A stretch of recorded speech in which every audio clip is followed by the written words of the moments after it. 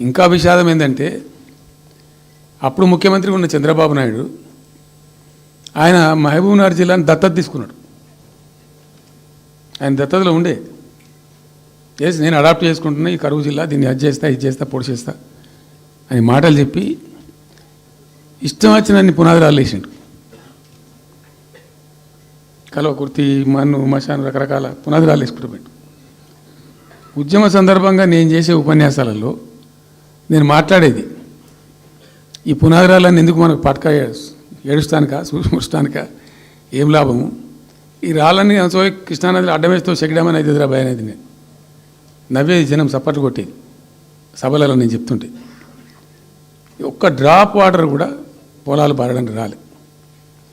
తత్ఫలితమైంది net result. What was the net result?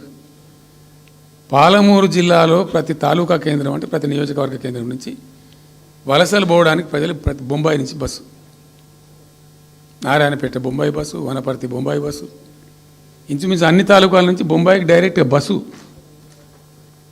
ఏం చేస్తారు? ప్రజలు పొట్ట చేత పట్టుకొని వలస పోవాలి, బతకపోవడు తప్ప ఇంకో గతి లేదు. జిల్లాకు జిల్లా మొత్తానికి మొత్తం 100% కృష్ణా బేసిన్లో ఉంటుంది. భయంకరమైన కరువు.